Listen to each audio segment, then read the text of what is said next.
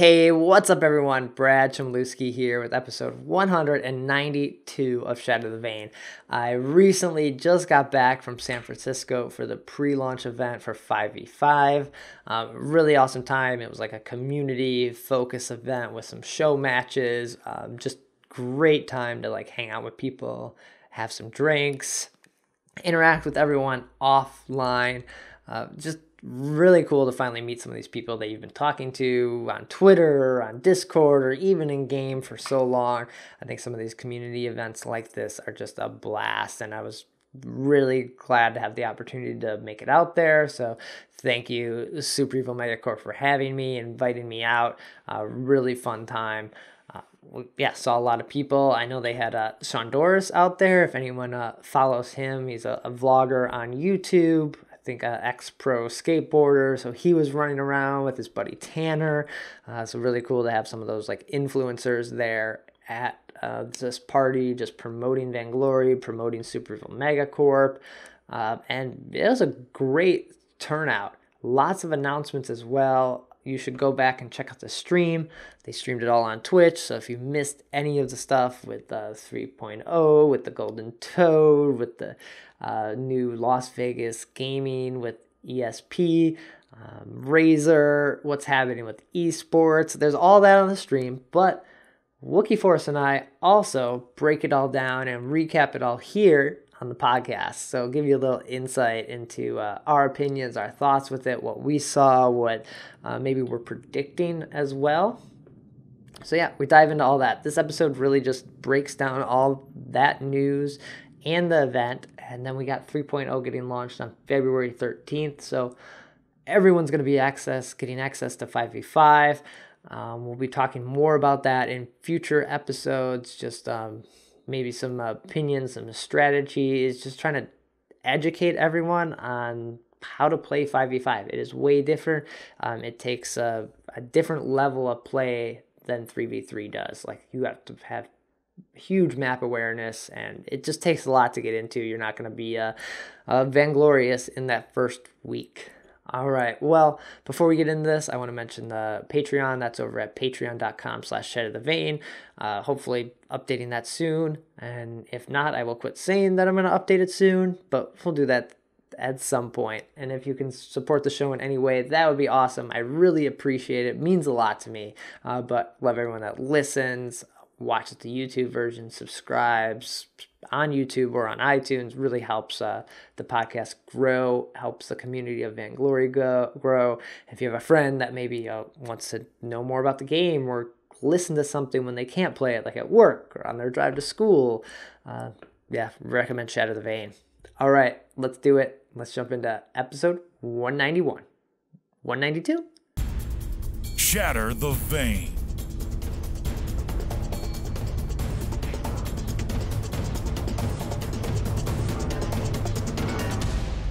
This is the 192nd episode of Shatter the Vain. My name is Brad Chmielewski, and this is a podcast all about Vainglory. Every week, try to break down the news, gameplay, game tips, and hopefully we can all become better players together.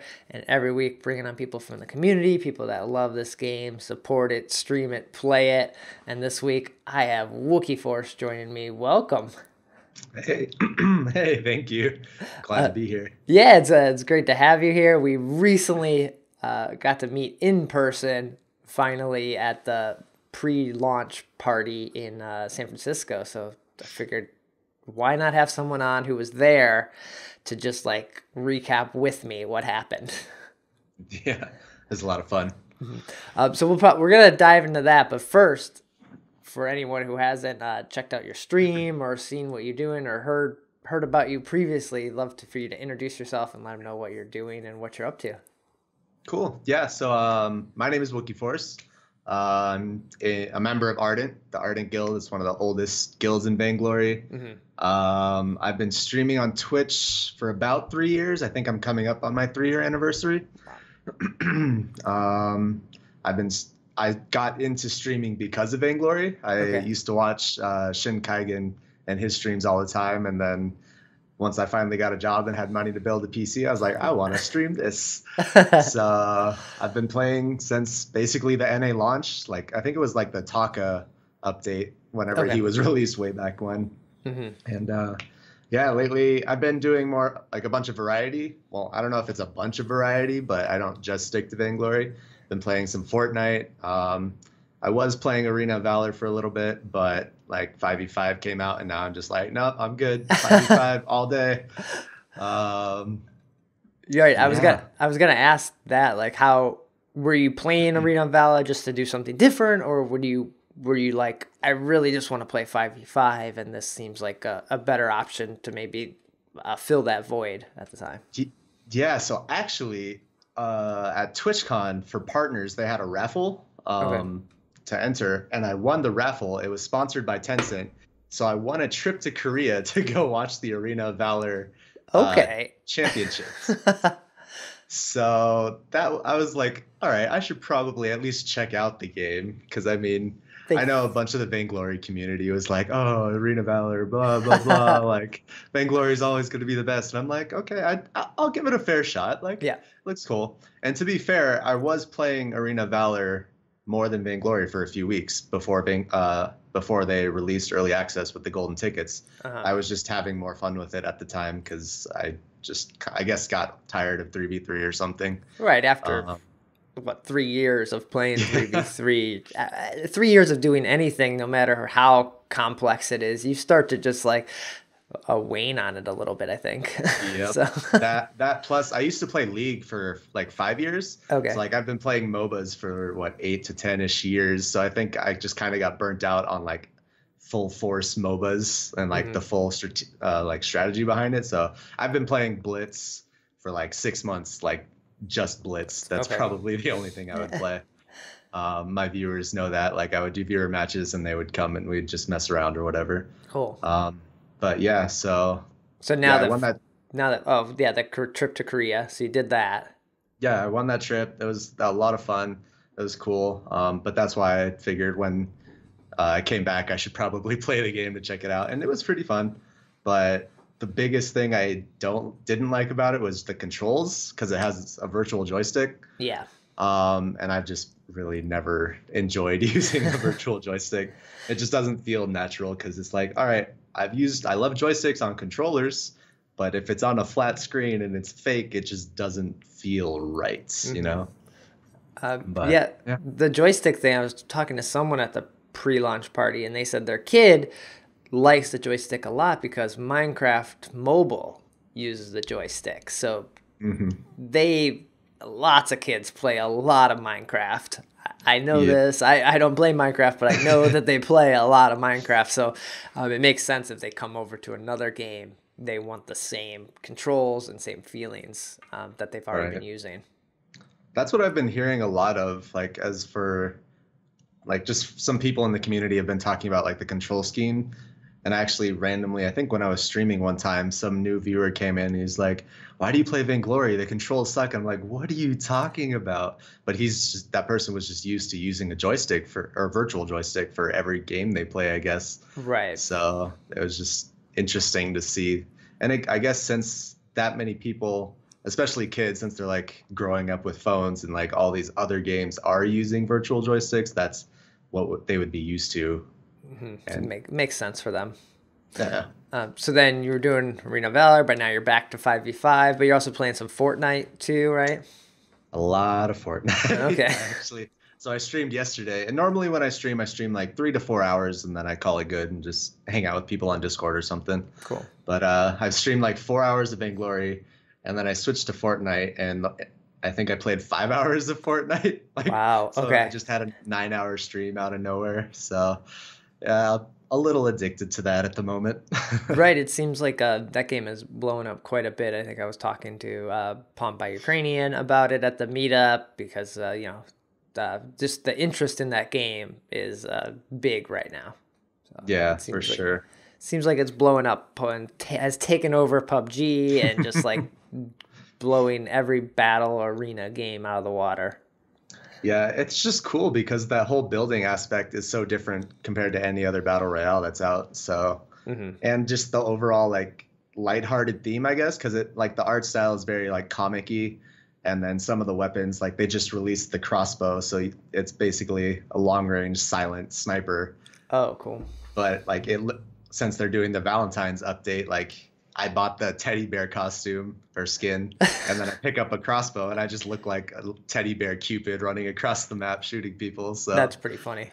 it's just fun to watch. Yeah, they seem very lighthearted with it, which you want, and you got to have that balance. Like that's why I like some of the skins, Vainglory or League or Arena of Valor do that are like jokey skins. I'm a fan of the like fun, silly skins more than I am the like serious, like we're Right. badass kind of skins. Like the what is it, the Christmas Fortress or pickle skin? Right, yeah. Like I love those kind of skins. Yeah, Space Pedal, like those kind of ones. Yep. I love all of them. Oh, cool. So how often do you stream? Is it like every day then? Right now I'm streaming just on the weekends, like Saturday, Sunday. Once I get back into it, I'm going to probably go back up to like 4-ish, maybe 5 days a week. Okay. But yeah, I'm just doing some IRL stuff that I need to spend more time focusing on. So Yeah, so that's good that you didn't have to give it up completely. You could still feel that time on the weekends and kind of keep, I guess, your community there and keep growing. yeah. Awesome. Well, let's dive into this pre-launch party that was in San Francisco. I'm sure people want to hear what happened and kind of we can recap everything that was announced. Yeah. So just to give anyone a backstory, if you didn't watch the stream, there was a pre-launch party that was happening in San Francisco at a gaming venue / bar right downtown, and this was an invite event. You had to get tickets or be invited, so you could go there and basically hang out all day from, I believe, like 3 o'clock until 11 when the bar, or midnight when the bar restaurant thing kind of finally closed. But throughout the day, they were streaming all on Twitch, so everyone could watch all that. And then there was an after party, which was basically just the same thing with minus the stream. For me, I didn't end up watching much of the stream. I had to go back and like watch and listen to some of these announcements afterwards because I was busy, drinking and talking to people and just like running around and just there were so many people like WikiForce and Nikki Tsunami and Palm by Ukrainian, and I could just run down this list forever. But it was really cool to see everyone there and chat with all these people that you just know online, and to finally get to like have a drink with them and cheers and hang out for a bit is really fun. Yep. Have you been to a lot of other of the esports events or these launch parties or anything?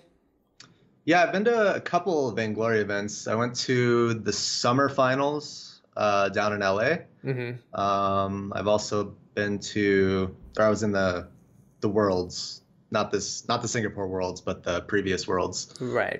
At Hollywood, yeah, right. Yeah, in Hollywood. Yep.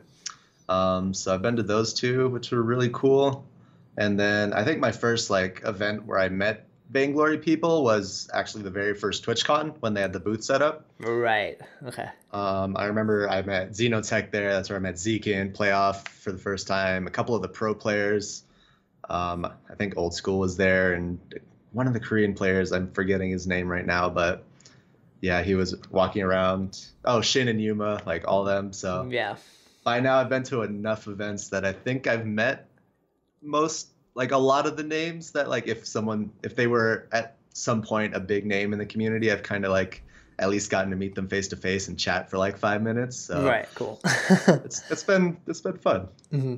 I think this is my second Vainglory. I've also been to the TwitchCon thing, but you kind of it kind of reignites your passion for the game, because there's times when you're just in your house, if you're streaming, making videos, or just playing the game, you kind of wonder like, what are they doing, right?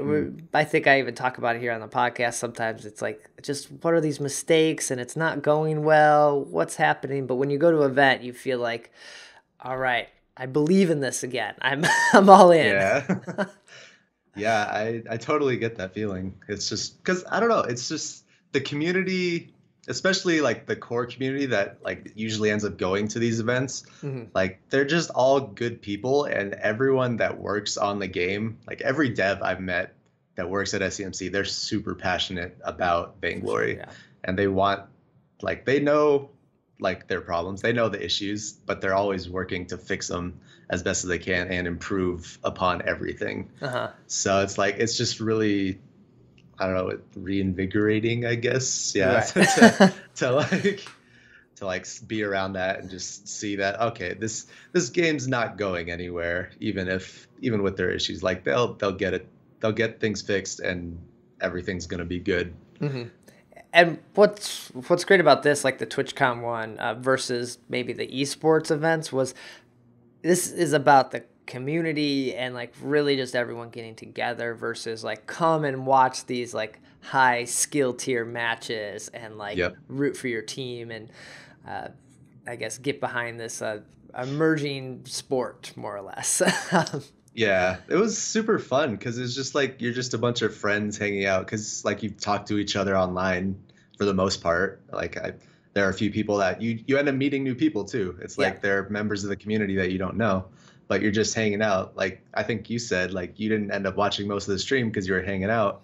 I was doing the same thing. I think I walked by the stream, I looked up, and I was like, oh, there's an announcement. Yeah. I'm gonna go back and hang out with my friends now, and I'm sure I'll see this again later.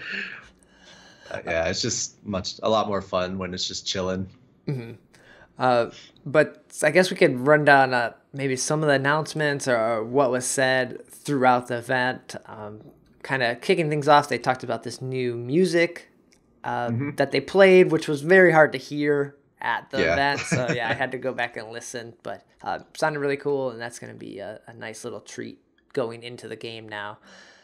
But then again, I like don't have the music on when I play because I'll often have music, like other music playing, or if I'm making a video, like that music, isn't on at all. So I don't hear the music, but it sounded great, their new track they have. It did sound really good. I'm kind of in the same boat. I would like to play with the sound on, but usually I'm either sneaking a game at work, so I turn the sound off. Okay. Or if I'm streaming, if I turn the music on, I don't know why I haven't been able to fix or figure out my audio, but it like blasts super loud, so it like deafens my viewers. So I just kind of play on silent so that I can talk to them and have music in the background. But Sure. the couple times I do play with sound on, everything's just, I mean, it just sounds awesome. Yeah. And they said it's because they have adaptive music, I think they were mentioning. So like as like team fights are happening, like the music kind of adapts and like makes it more intense, which I think is really cool. Yeah, I don't even know how that works in there. Right. Like just the fact that's like there are 4 people by each other, increase music tempo. Right. Just black magic. Yeah, well, crazy. So that's coming, and then 3.0 is launching February 13th globally, probably early in the morning for the NA people. That's kind of been their what they've been doing lately, and it's been a 0 downtime stream, so I'm sure this will kind of follow that same suit. But be careful playing on February 13th because this is a 3.0 game, so it's totally new, and these 0 downtime activation stream things have they create other problems. Like it's a day of sometimes the servers going up and down, so Right. everyone's going to be jumping in there. The load on the servers is going to be heavy. It's always heavy when a new update drops, so I can only imagine what's going to happen when everyone's trying to get in a 5v5. Yeah, everyone's been waiting for so long. Yeah. It's just good for everyone to know. It's like there are a lot of people playing Vainglory. They've been waiting for this moment. Don't expect everything to go well right off the bat. No, definitely not. But that's cool that's coming so soon. So anyone who missed out on the golden ticket, like I was saying for weeks, like you weren't going to be waiting that long. Like Right. you had 2.5 weeks of golden ticket access. So that's Right. nothing. Cool. And then they showed off 3 skins that we're going to be getting in this update. We have this figure skater Vox. Yep. Looks really nice. It's like a winter theme / Winter Olympics theme. I didn't hear what their reasoning, if it was for the Olympics or if it was for just a winter theme skin. Then we have this, the Red Lantern Reza skin, which that looks really awesome. I'm excited for that one. And now I'm blanking on the last one. Gwen. Gwen, yeah, the firework, or basically another Red Lantern Gwen skin. And that one looks really cool as well. So. Yeah, I'm excited for all of those. I think they tweeted out the animation for Vox's skin, like the ice skating. I don't know if it's his recall or something, but he's like doing an ice skating performance like doing one of those twirls that they do. Yeah. Where they spin really fast. So it looks like a lot of work went into this, like on the animation side, and some of the other things that Nimit was telling me about the skin it's going to be a really cool one. And same with the firecrackers, or not firecracker, the Red Lantern skins. Like I'm looking forward to all the effects they put on these skins. Because I assumed that there was going to be some sort of Red Lantern Chinese New Year festivities, because I think those happen. That's February 16th. So we usually see these red cards in games. So I don't know if we're going to see that as well again. And so they usually make sure they try to be very inclusive of all holidays, or at least touch on them a little bit across the world. So. Right. So those are a couple skins, or some of the skins coming in this update. And then, man, the announcements were just crazy here. They announced esports. And this was something I was talking with the Time for Rolling esports guys previously, I think the night before, and even before the announcement happened, because, they do a podcast that's just about esports. So they were, they've been, I guess, reaching for content lately. They've been filling episodes, which have been great. But yeah, their focus is the esports scene. But the sad news is here, the official esports stuff doesn't start until the summer season in June. Oof. How do you feel about that? I feel like, yeah, it's a long wait. Like it's February now, right? So a couple months. But they did announce, it kind of makes sense in my head, because they're just releasing 5v5, so they wouldn't want to like start right off the bat without giving teams, ample time to practice on it. I think.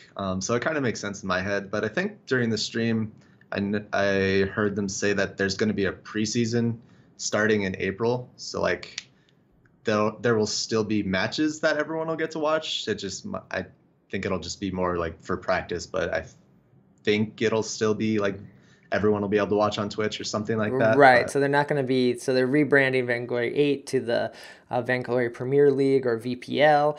And so I don't know if those are going to be part of the VPL, or if they're just going to be like preseason, like team invitational kind of matches. But they kind of want to showcase just how that meta is happening, because sometimes without the pro esports scene, it's chaos, because most players just kind of follow what the pros do. And if the pros aren't there to show them what to do, even though they stream, some of them do, it's still not the same as like watching a true 5v5 team play it out.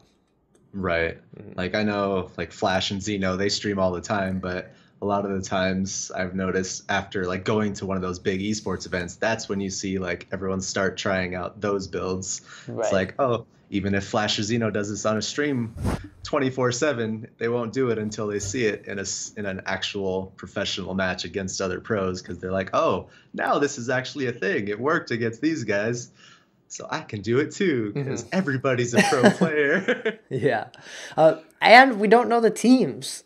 Honestly, I think that's the other thing why maybe we're waiting for June. I think a lot of the teams are waiting on like what's happening with the franchise system, which doesn't affect like any of us average players or just people that aren't in the pro scene. But yeah, hasn't been sorted out yet. I know like Vision Gaming, who got into the Vainglory 8, and Gangstars, who got out. Now there's a new VPL. Who's in and who's out? Cloud9 is out because they left, but teams need 5 players. Whew, so it's a mess. Like I don't think anyone could sort it out fast enough on the orgs team or org side to be ready to go until maybe June. Right. I think that's definitely another big factor.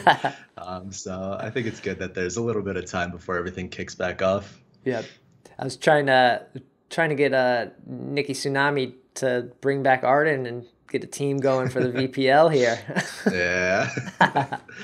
We'll see about that. Yeah. Oh. So keep a lookout. Fuji said on the stream, like, there should be more news coming about the franchises, about the preseason, and just lots of esports stuff coming soon. So keep a lookout. Probably Vainglory Esport on Twitter is probably the best place to keep up with that. And then they announced like a couple new partnerships. One is with Razer, which we've been seeing them do some stuff with Razer more and more.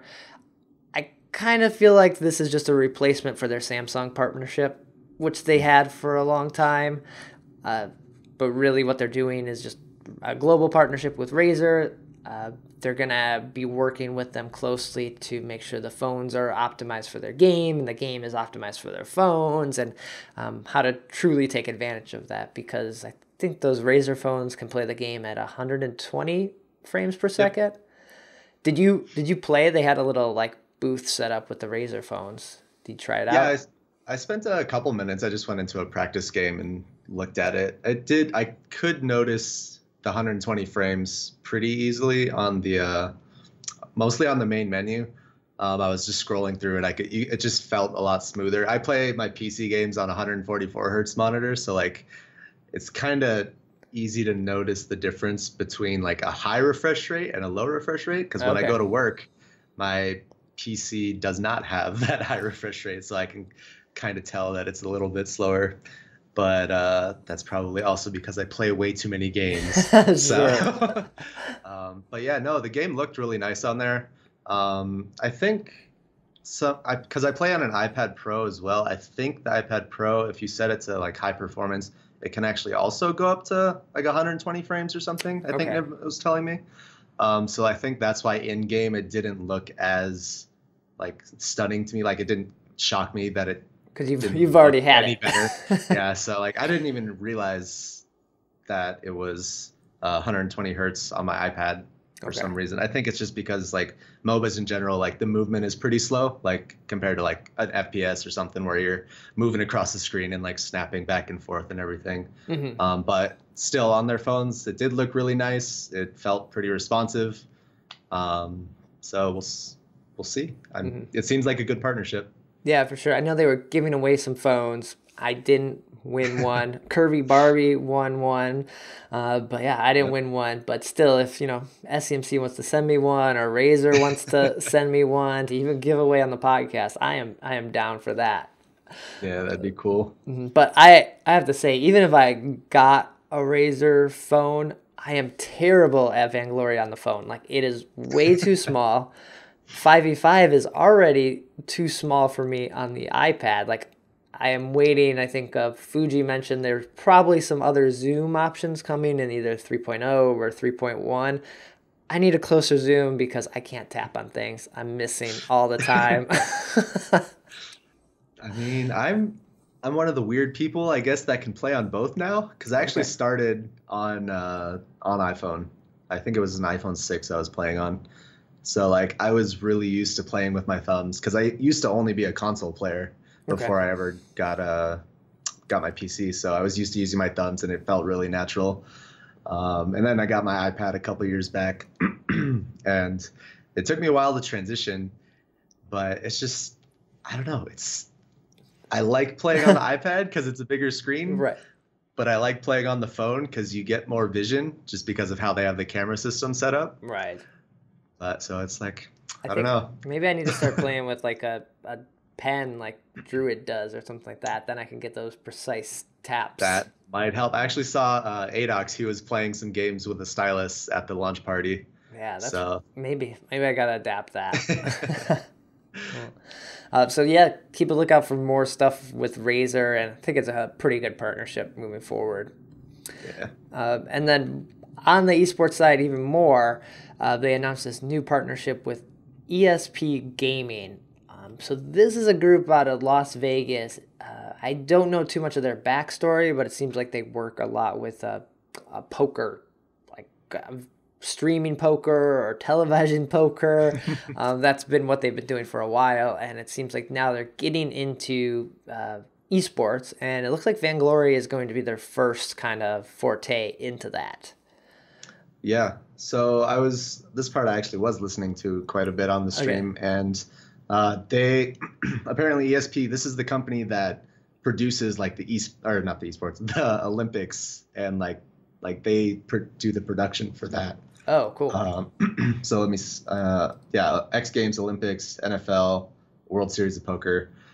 So they have like, I think it said 20 years of experience like doing this production for these like huge events. So I think it's going to be a really good like partnership for them for getting Vainglory and like having that really high production value that I know SCMC wants and that Vainglory deserves because it's such an awesome game. Right. So, yeah. Yeah. And they're going to be taking their, I guess, streams or their event, what was the Vainglory 8, which is now the VPL, out of the layer and taking it to the studio in Vegas. So that's an interesting change up. So all those casters who were flying out, like Humanist and whoever was on the desk, Tasty Bacon and everyone like that, they're going to have to go to Las Vegas now instead of San Francisco. And so there's going to be a lot more traveling probably for members of SEMC, but it kind of frees up some of those people from having to worry about it at the layer, because the amount of issues that they always have with broadcasting at the layer is just, it's rough. You feel for them sometimes. Yeah. No, I think it'll be cool. And I'm actually from Vegas originally, so it would be really cool to go back and like see them have their stadium and be like, oh, just have a weekly game of Vainglory playing on like any other sport or anything else you would want to go watch for a league. So right, that'd be pretty cool once it all gets settled. And they said their studio is going to be like on the strip, so that's pretty cool. And I wonder if you're going to start to see maybe some more betting happening with esports. Like I don't know how much betting on esports happens there. I know I have friends that when they go to Vegas, they go and sit in the rooms and just watch other sports games and bet on those like all day, because it's very easy and casual. You just hang out in chairs and drink and watch sports. So right. If we could do that for esports too, that sounds pretty good to me. With the rate esports is growing, I wouldn't be surprised if that starts becoming more mainstream now. So, and with the ESP Gaming, was it Sue Generous who tweeted out that Closet Nerd is working with them? He's the VP operations of ESP Gaming. So I know we've seen Closet Nerd. He was the owner of Phoenix Gaming for a while there, which I think he still is, but it's nothing at the moment. But now he's got this ESP Gaming kind of play. He was doing stuff at the layer with the broadcast. You'd see him every now and then in some behind the scenes photos people would take. So this is very cool that he's been able to, I guess, transition all the way into this new role very easily. Yeah, no, that's really cool. It's just cool seeing like the people in the community that have like had such a big history in the community, like making these big, like defining moments for the game kind of thing. Yeah. So I don't know. It's just cool to see. I don't know Closet too well personally, but he seems like a very cool guy. Seems very hardworking if he's the owner of Phoenix and he helped secure this deal. So yeah. I met him briefly at the pre-launch party, but didn't talk to him for more than just a couple minutes. I think he was just moving around so much, so said hi, and that was about it. Yeah. I think that was all the big announcements, right? I think that covered most stuff. Yeah, I think the only other thing I remember like randomly because I was walking by is there's a new model for the Treants. There's that toad that's was it the gold Treant, I think, is going to be the toad, so it's like the gold toad, this golden toad. I remember somebody who maybe just sort of knows Vainglory or knows the game a little bit, when this announcement was happening, they're like, what's the deal with this? Is this like big news? And Mm-hmm. I had to explain to them, no, it's not big news. Vainglory decided to make it big news when they kept telling us, like, oh, this golden toad is coming. Guys, Yeah. it's not in there yet. It's coming, we promise. For some reason, Vainglory kept making this a thing. I think at some point it just became a meme Yeah, maybe. because like I know because obviously since it's still early access, all the major jungle camps were just treants, right? So like you couldn't really distinguish them unless you had played a few games and like except for the weapon buff or the weapon and crystal buff treants because they have glowing hands. Yeah. But like everything else is like, oh, they look exactly the same. So now that at least one of them will have a different model, so you can it just makes it easier for like gameplay, being able to distinguish what you're killing and what you're getting out of it. So And I remember seeing Shin Kaigen posted the video. He's like, "What? You can't see the toad?" And he just like photoshopped a golden toad like behind something really tiny. But yeah. I don't think this model is coming in 3.0, right? I think it's a 3.1 thing because the games I don't that were on stream were 3.0 games, and I don't remember seeing it there unless I was totally missed it. I am not sure actually. Because we saw some of the changes in 3.0 from those streams. We got to see like the captain minion is now like, I don't know, more badass and looks different. I don't know how to describe it without like an actual visual of it. It just Yeah, he had like I think the first thing I noticed was like that band. He had like a flag behind him, right? It was like that like flag carrying. I don't even know the word, but like in the army, the bannermen, like they're holding like that flag kind of bearer, thing. So yeah, so kind of looked like that to me. But and then I believe there's another item that does mortal wounds. Was it a spell sword does mortal wounds now? I forget. All this stuff in 3v3 that people were telling me when I was testing it out at the party, and I was like, I need the update notes. I will forget this all. So that, I guess that was the most announcements, but then, the pre-party, or not the pre-party, the after-party kicks in, and this is where everyone's drinking and just talking more, and you start to get like a little hints at things. Everyone, for the most part, was very good about like not telling people too much. I know I would hear people try to get little things out of some of the devs, but they're good about making sure they keep their lips sealed. But a couple things I did hear was there should be a new hero coming in 3.1, which that makes sense, right? We had 2.12 no hero, 3.0 no hero, so it makes most sense that we're gonna have 3.1 with a new hero. That would make sense because Varia is the last hero that came out, and she's been out for a couple months now, just because they've been doing 5v5 stuff. So that would make sense. And we're on like every other patch, just about every other update gets a new hero at this point. It was every update, but I think we're kind of at every other one at this point. So look for that. I just heard that it's likely to see this new hero, and then heard some rumors about the Challenger series, the VIS and VGL. I think that now that maybe the main VPL is going to Vegas or with the ESP Gaming, I think Super Evil Megacorp now has a little more time and a little more resources maybe to make sure the Challenger series and all that stays high quality with prizes and whatever it takes to make sure people stay interested in that, so it's not just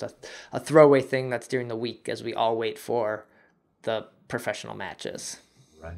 Yeah, that makes sense. I didn't hear anything about that actually while I was down there. So yeah, that'd be really cool. I mean, just keeping everything up to par with, like what everyone wants for esports. So got to keep people interested in order to get new players, like new pro players and like new teams getting in and, all that competition. Right. I got to figure those Challenger teams now, like it's going to be hard to get 5 people together Because I know Yeah. hearing people in the Challenger series, like a lot of them are in school. So, Yep. or just real life gets in the way, like, oh no, I have to finish this work, or I have to do this before I can play the game. And so sometimes they just drop out or not able to show up. And now with 5 people, if you're in the Challenger scene, you're going to have to take it way more serious than you were with 3v3.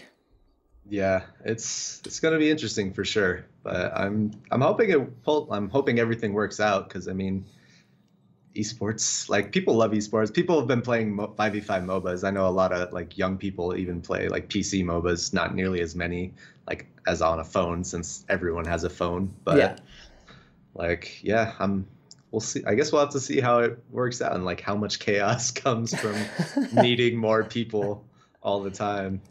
Yeah, but it should be an exciting year. I feel like for the most part, everyone at the party, devs and people there were just very excited for Vainglory in 2018. I think it's a defining moment. The game is basically brand new, and if everything works out like they want this year or hope it's going to work out, it should be good moving forward. But it could all fall apart. But everyone seemed very hopeful. Yeah, no, I with everything I've seen about like 5v5 and like all the things they're doing like off like outside of the game, like with esports and everything, it seems like it's moving in the right direction. So like I'm thinking it'll grow a lot this year, especially with 5v5, because that's what everyone that plays MOBAs is used to. Is like League, Dota, they're all 5v5. So I think people will take it a lot more seriously and will give it a better shot or like a second chance if they used to play it and like stopped. So I'm I'm optimistic as well. Cool. Well, yeah, I think that is a pretty good recap of the pre-launch party. And anything I missed, I think that was it. I think we covered everything. I would definitely go back and watch the streams, even if you don't watch the games. Watch all the announcements, listen to them. Even watching the games, you can tell like the players are still getting used to 5v5. I would see somebody like 4 people on one team at the bottom pushing the bottom lane, and then someone on the other team is just farming their jungle, and it's like, no, you got to push the lane, like stop farming, like take objectives on the other side of the map. So I think even the pros are gonna have to figure that out. Yeah, that's what I've noticed has been interesting is that everyone's still figuring it out because it's still so young and obviously it's not globally released yet. But I think I mentioned earlier, I used to play League, so like I kind of understand like the basic 5v5, like what Yeah. some things that should happen. And I've been playing some games with my viewers on stream, and most of the time we win even if we're behind just because we have someone split push. So it's like, oh, we'll fight up here, and then I don't know, like Artemis or someone is just off in the bottom pushing 3 turrets while we're just distracting them and fighting them over a dragon, and they have no idea. Also, my favorite thing in the world is teleport boots, because since we split push so much, and with the captain minions, like if you get that big wave pushing, they'll just push for you, and then you distract them in one lane and teleport to the other and push to win. Right. It's so satisfying. Teleport boots are fun. They are hard to use though, because just the fact like the teleport on League is very easy because you can move your mouse, click on where you want. But this is like, all right, let me unlock my camera, click my boots, click where there's a lot of like just taps that have to happen. I did have a successful like one where we were chasing someone and I had teleport boots and I teleported to my wave that they were running towards, and then we picked up the kill. So that was like a very proud moment of mine. I actually got teleport boots to work. Yes. Yeah, they're great. I think the only thing that's been like, obviously the first time I used it, I didn't know how they work. So I teleported to a minion literally right next to me. Right. And then I think the only thing that makes it hard for me is I can't tell when I've like selected teleport boots so that the next tap will teleport me. Okay. So Niv, if you're listening, that's a little feedback, Some sort of indicator that you're in teleport mode or something. Yeah. Right. Nice. So, but yeah, no, it's been super fun. Cool. Teleporting all over the place. Yeah, I think I have to just get them more and keep using them. Just like any item or anything new in the game, like just keep using it, or a new hero, like keep practicing until you like understand how it works. Right. Well, Wookie Force, this has been great. I know you have streaming you're about to start, so I should let you get to that. But where can people, I guess, follow you, keep in touch, check out your stream? What's all the info there?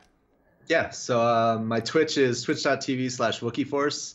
The E in Force is a 3, actually. So I'm sure, hopefully, you'll have links somewhere. Yeah. That'll be a lot easier than me like spelling it out.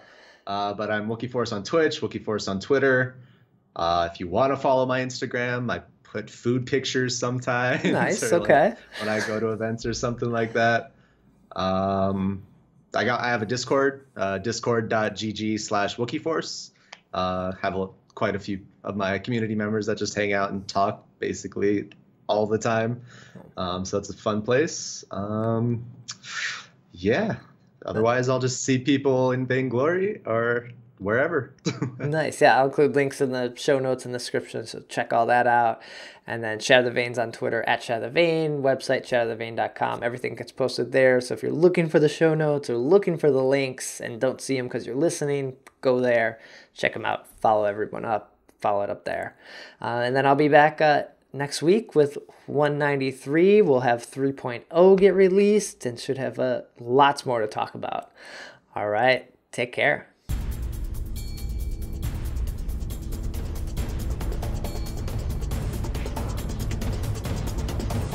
Let's get this over with.